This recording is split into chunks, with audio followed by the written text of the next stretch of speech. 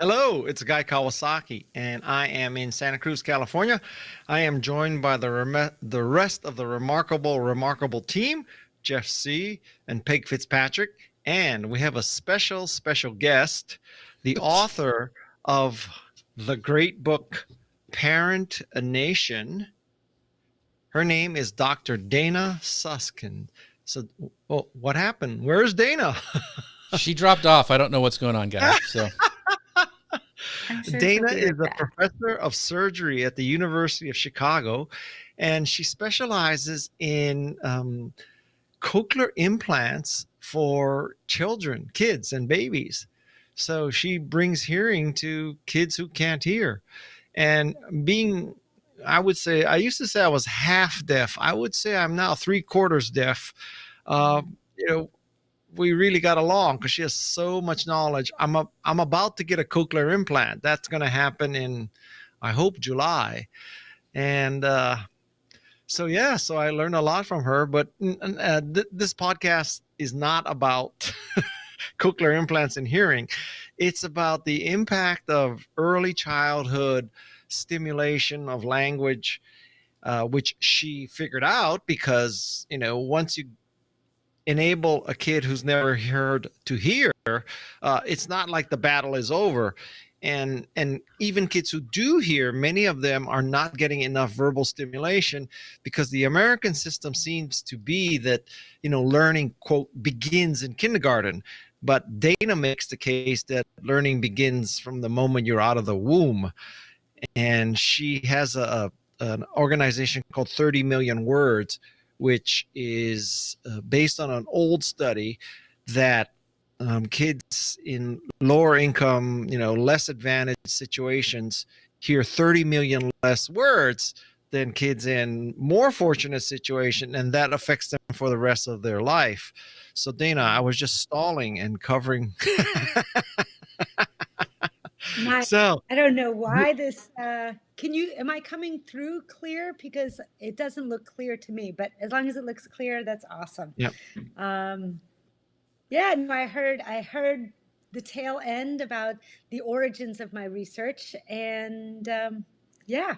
So did you want me to respond? I'm sorry, Guy. Yeah, no. I mean, go ahead, tell us your story, because Yeah, yeah. No, as you probably mentioned, uh-oh, am I still there? you're Yep. still here. Yep. Okay, great. Because I'm not seeing anyone.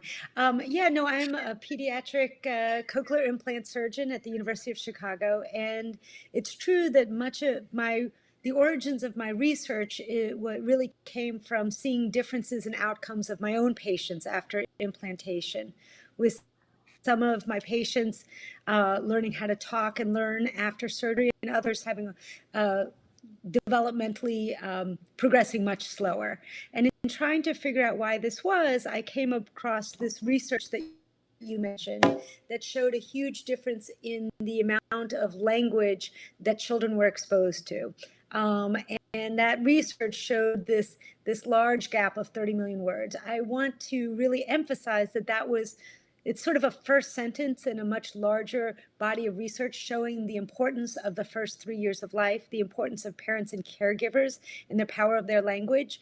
It's a much older study and there are many problems with it, but it was powerful enough to get me, a surgeon, out of the operating room to really work on allowing all parents to be, their children's first and most important teacher and brain architect. So Well, aren't you basically making the case that the American assumption that learning starts in kindergarten at 5 or 6 is just totally flawed? yeah, no, it absolutely is flawed.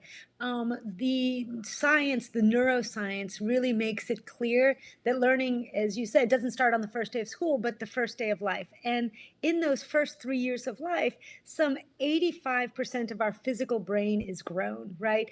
1 million new neural connections happen every second.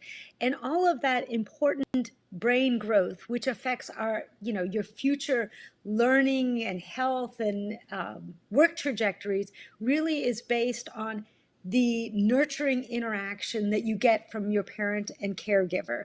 And that's why, us not investing as much in the early years compared to K-12 really impacts not just children, but sort of the whole educational trajectory of, millions of children, and why we need to focus more on the early years and parents and caregivers. So, Jeff and Peg, did you talk to your kids a lot when they were newborn? Nonstop. Yeah. I chose to be a stay-home mom. We had big discussions about it because we were both worked, and it was almost that my husband stayed home, but we decided I would stay home, and I did everything I could find at the time, which was not nearly as much information as moms are so lucky to have now. But that was like Dr. Spock. It was like the only book everybody had, Parent Magazine. But yeah, I like to read, and I read a ton to my kids but everything changes, and there's always more you can do. And I think it did help with language skills with all my kids. And they did do preschool as well. But everybody doesn't have that option to have a parent stay home, which I think is probably part of what Dr. Suskind is talking about. Some kids don't have that, some families don't have the luxury. Some parents are both working multiple jobs. Yeah. There's a lot of different situations. Everybody's not so blessed that their mom can stay home and drive them to preschool and pick them up from preschool. And there's a lot of different scenarios in America that everybody doesn't know. Lower income people, urban people. My mom taught in the inner city, so I do have a kind of a perspective. And I used to work in public housing, so I saw how families worked there. So I am, and it was eye-opening for me as a suburb girl to see how different people's lives were. Maybe Dr. Suskind sees that being in Chicago. You probably have suburbs, urban, and all different kinds of lifestyles. Well, I think you bring up a really important point that there are many ways to allow children to have healthy brain development. And this book is really not about how parents should parent, because parents know how they want to raise their children. And I've spent hundreds of hours talking to parents, and ultimately they want the same thing, to give their children the best first possible start. But you make the point, we talk about parents having choice in this country, but as you said, many parents don't have a choice, whether or not they want to stay home or they desire to go into the workforce. We make it really hard on all parents. And that's the universal thing that I was finding, is that all parents wanted the best for their kids. They were all struggling mightily because we have so little structures to support parents in the early years. And that's really, what needs to change. Although your kids sound like they were very lucky getting lots of reading and talking. I think they were, but what do I know? I was their mom. So I think, like I know. You said, all parents try to do their best, but you do the best based on what resources you have and what you think is the best thing. I would be interested to see how screens like television and iPads and things play into the language now that they're so ingrained in everybody's houses. Did you study that at all? Yeah, well, I know the research. That's not necessarily part of my work, but I can tell you, especially in those first 3 years of life, screens don't help children's brains grow, and it doesn't help their vocabulary grow, because human development is based on this interaction, this necessary interaction between, humans that respond. It's called responsive contingency. So the baby says something, and and the adult or caregiver responds. And as of now, technology, although Guy and his tech friends will probably change this, the responsiveness is not really there. Even though Blue's Clues and those types of animations try to, it really isn't. So for now, screens in the early years, and I can tell you the science really doesn't at all help children's vocabulary grow, unless it's video chat. Video chat with a grandparent is fine because it's responsive. So I have this question, and I know because Peg and I are both do musicals and musical backgrounds, and we've talked about reading and words. And what I would be interested in is, where does music and singing play into that too? Because there was a lot of music. My kids are older now, 21 and 22. There's a lot of music in our background too, as well as reading. So was there any research on like music and other things other than just reading and talking?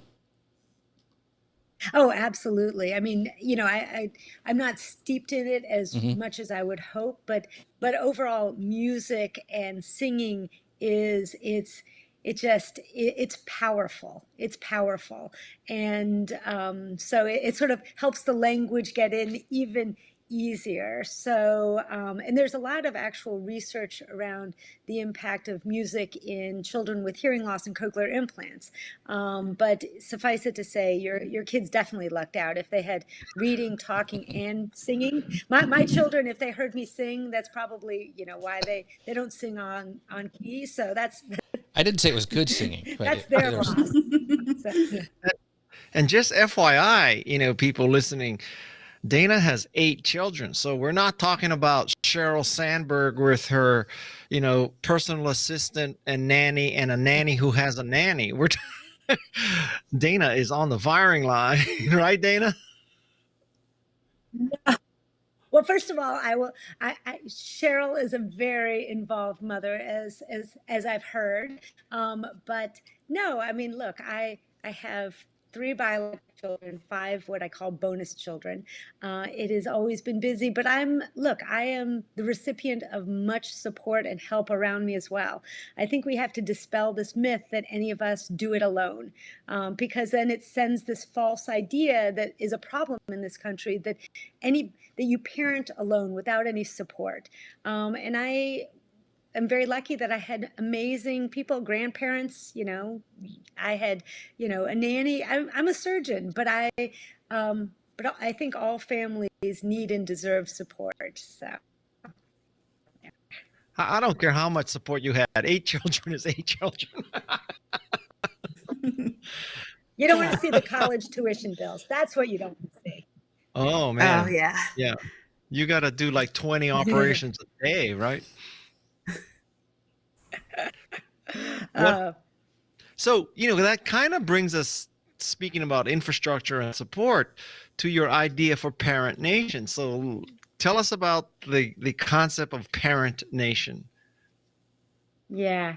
So what is a parent nation? It's really just an ideal that says, we have a society that truly values the labor and love of parents and caregivers for building the next generation. And that it's aligned with the neuroscience, because I think the brain science can really give us a pathway forward. Because the neuroscience says, look, you start supporting children and families when learning begins, not on the first day of school, but the first day of life. And that we know that none of us parent alone, and that parents need support in giving them time and resources so they can talk, read, and sing with their children, and provide a calm, nurturing environment. So really, it's allowing us to understand what children need is what parents need, and it's what society needs to be doing to better support parents. Because COVID made it quite clear we have sidelined parents, and parents are struggling because of it. So if I want to be part of Parent Nation, what's my action item? All right. Oh, Guy, you should have never said that to me. You are in. No, look, the whole point of a parent nation is that we all have a role to play. Even, people without biologic children, anybody who loves and cares for a child, or wants to have doctors, teachers, and bus drivers in the future who are well educated, has a role to play. But what can you do right now? If you're a parent, before I tell you what I'd love you to do, I want you to give yourself grace, right? Parenting in this moment in time, at any moment, is hard. Give yourself grace. There is something called good enough parenting. But then I want you to start reframing what it is to be a parent and caregiver in this country. You are building the future generations. You are the guardian of our country's future, and you deserve and should demand support. Start talking to other people, start raising this issue and conversation, at your workplaces, at your community centers, your faith-based places. Go to parentnation.org, where we have lots of free downloadable resources that you can really use to figure out what you want to do in your own communities to make it more family friendly. Talk to your employers and let's start making it happen. Because if it's not, I always say, if not now, when? So we need to start making our country aligned with its values. For sure. So I know you guys talked about this in the podcast a little bit. And by the way, you can find the podcast at remarkablepeople.com for all of you watching and want to check out this episode. But what about us who feel like maybe we missed the boat? And I know Guy was asking this a lot of the podcast, like, hey, I've got older kids. What do we do when our kids are older? Did we miss the boat? Are our kids screwed up and we can't redeem them anymore? How do we handle older children? I'm so glad my kids don't listen to my podcast.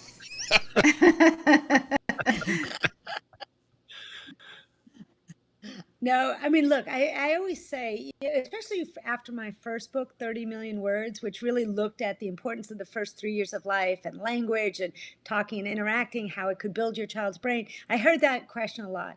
I really want to emphasize that this is not about it's ever too late. It is never too late. Let's be clear, the brain, and its neuroplasticity or its ability to reconnect itself happens at multiple times. Actually, believe it or not, adolescence is another sensitive time period. But even at my, age, hopefully there's still, brain development happening. With that being said, it's just, well, I don't know, Guy, what you don't chime in. I know what you're thinking, but the whole point is that it's just cheaper. It's easy. Earlier is easier. It's cheaper.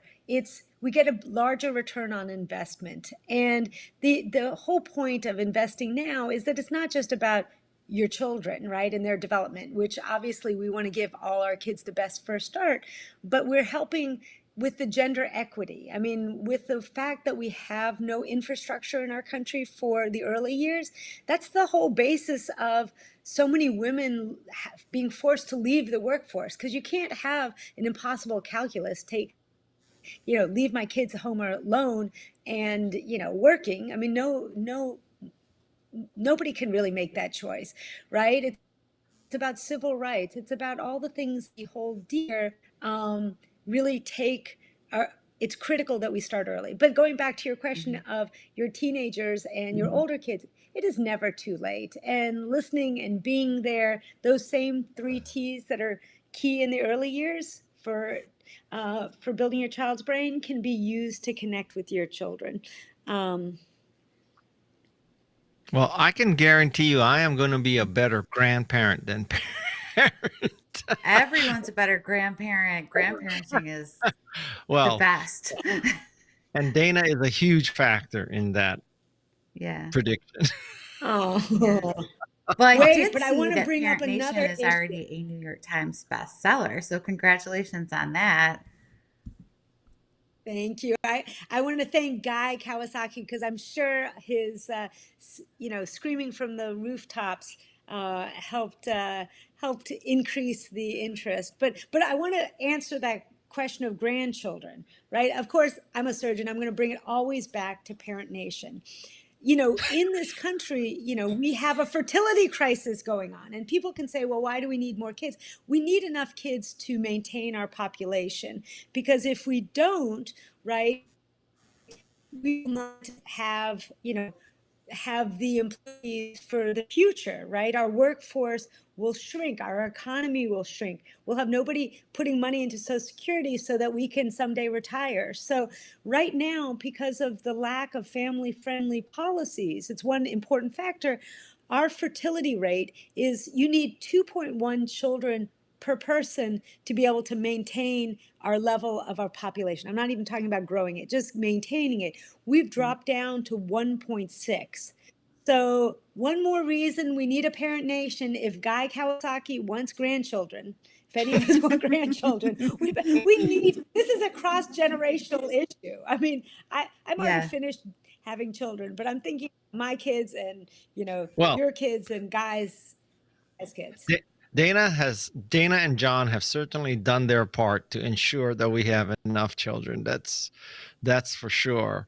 So, but But you know what? it is a very big societal issue, though, what Dana's saying. People Yeah. don't realize what the impact is when we don't have enough kids. And But then it, how do we get those resources, Dana? Is this politicians have to, like, how are we? I'm sure you have resources on Parent Nation, right? .org. yeah. But how do we do that? How do Well, we get more resources no, directed that way? yeah, let me tell you, that's exactly the basis of Parent Nation. It's not just a pathway forward and the fact that all parts of society play a role. It's the fact I've come to realize that why haven't we moved forward? It's because we parents, caregivers, people who care about children, don't have first of all, children don't vote, and parents and caregivers haven't spoken with a collective voice to push forward politicians and employers to become more family friendly. So you can say, look, do we need to convince politicians more? They know, right? They know these issues. They're parents themselves.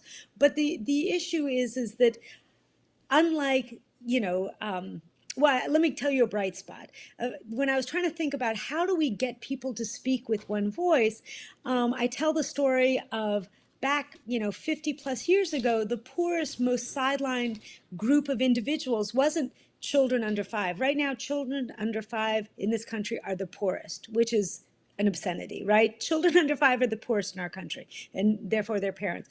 But back then, it was the elderly. And through speaking through with a unified voice through the AARP and the Gray Lobby, now no other age group is better taken care of. And justifiably, they have helped create this nation.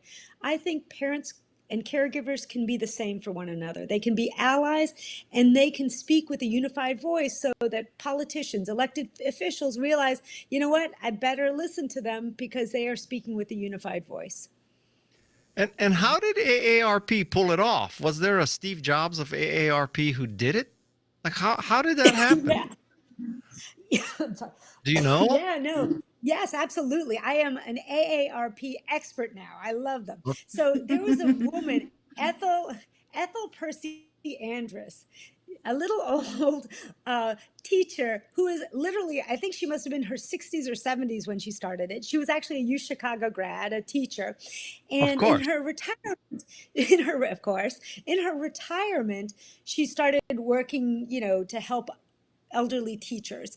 And there's a story that she came about a teacher, a very esteemed teacher, who was living in a chicken coop because back then the teachers had no retirement. They were crippled by healthcare costs. And she said, how could this be? And so she initially started a group called the National Associations for Retired Teachers that helped them to get health insurance because nobody wanted to insure them at that time. And then when she did that, and what was interesting is it started as a market play, and I can tell you more about it on our next podcast. But then more people wanted it, not just retired teachers, all elderly wanted it, and that became the American Association of Retired Persons, or the AARP. And slowly it grew and grew, and now it is 38 million strong. There's no other lobbying force that is community consumer facing that has so many dollars. Most of it is like healthcare, pharmaceuticals, big tech. They are the only consumer facing organization that ensures that the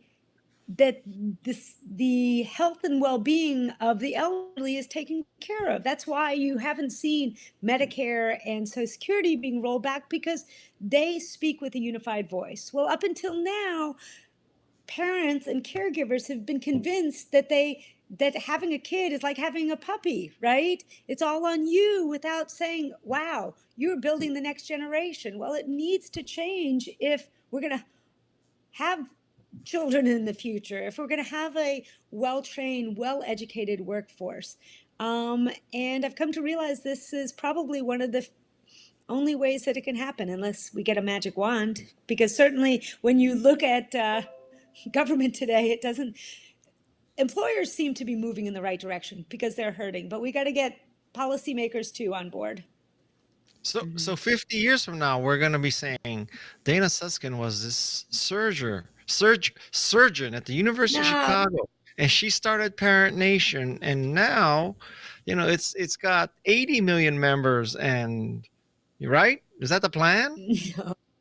No, it's not. It's definitely not me, but it's my hope is to, because there's so many incredible groups working out there today trying to do this. It's about bringing those voices together. If I can be a small part, and I am just one of an amazing team working on this Parent Nation initiative and this work that we're doing, but no, you know what? It would be a life well lived if I could see, if I could just see that the children of this country and their parents were supported.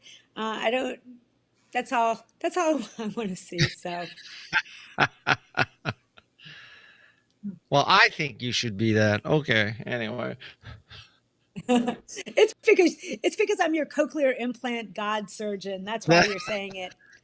Well, no, arguably that would detract from you being my cochlear implant concierge.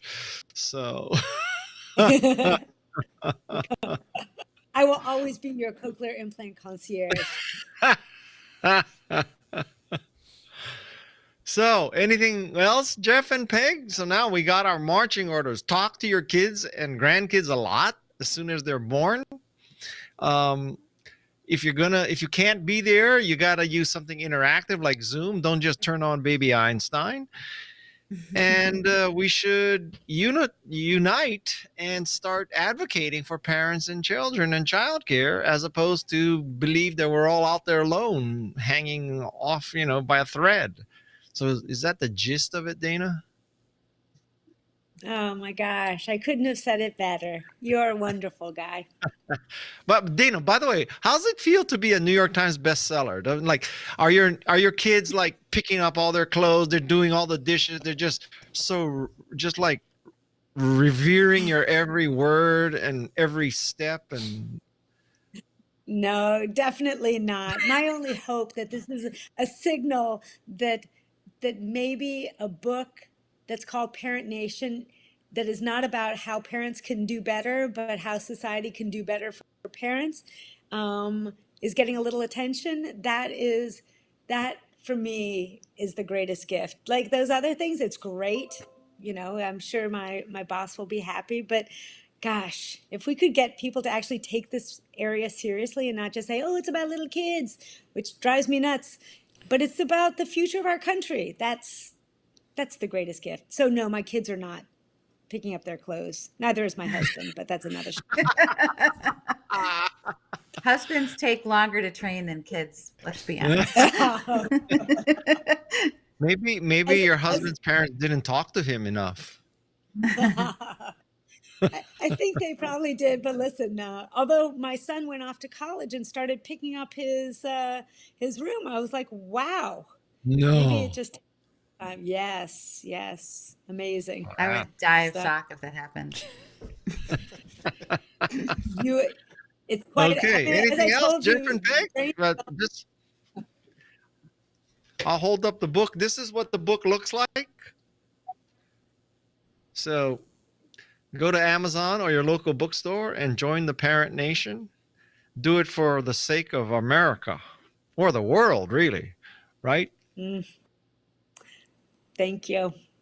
It's great to meet you all. Great to see you, Guy. You are amazing. Hey, so Dana, so my hearing degraded again. So this Wednesday I got another shot. So I got shot number 3. And I swear, Dana, 2 or 3 hours after I got the shot, my hearing returned. I'm like a steroid junkie now. So I hope it at some point just levels and stays that way. But yeah. I wonder if you should ask them about it. I mean, the fact that you're responding so much, is there, I don't know this answer, is there something that can work longer term? Like it must be an inflammatory response with you. Like, should you see an autoimmune doctor? I know this is not I, part of the I don't know. podcast, but It's probably caused I'm by waiting. surfing, is what it is. They probably make you stay inside. No, I think it's listening to too many podcasts. I gotta stop. I gotta edit less, maybe. no, that would be Okay. terrible. Well, everybody have a Uh, great. Oh, it's Mother's Day weekend. Is it It not? is. You better Yeah, Mhm. take care of that. That's right. absolutely. Look, mothers don't need only chocolate and flowers, although those are good. We need a parent nation to better support us in this work. Amen. Amen. All right. Thank you, Dana, for what you've Thank done you. for me and all those kids you operated on, and now for every parent and therefore every child. So, anything else? All the best to you. Bye, everybody.